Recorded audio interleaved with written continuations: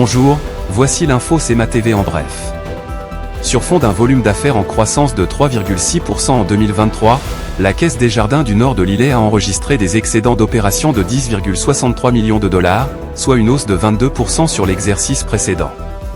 Cette solide performance a été présentée aux membres le 2 avril dernier en assemblée générale virtuelle.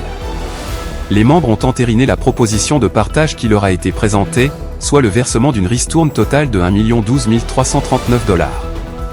4 postes étaient à pourvoir au conseil d'administration de la Caisse.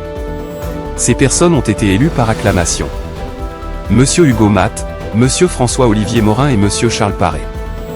Les employés de Garant à Saint-François auront des augmentations de salaire de 22,25% sur 5 ans, dont 10,75% à la signature de leur convention collective.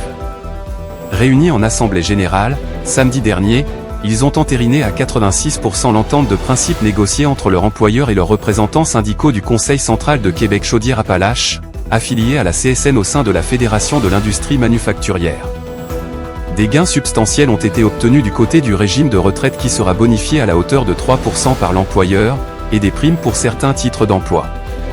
La convention prévoit aussi l'introduction d'un horaire comprimé volontaire, pour une semaine de 4 ou 4,5 jours, l'ajout d'un congé mobile après 5 ans d'ancienneté au 1er janvier 2025, de même que l'amélioration des clauses de libération syndicale.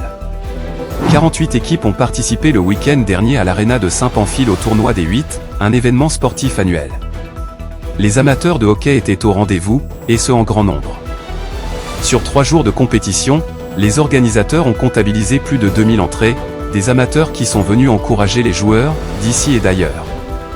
Dans une formule où les équipes composées de 8 joueurs incluant le gardien, les matchs se jouent à 4 contre 4, ce qui offre une chaude rivalité. Pour plus d'informations, visitez le cmatv.ca ou suivez le fil Twitter X de CMA TV.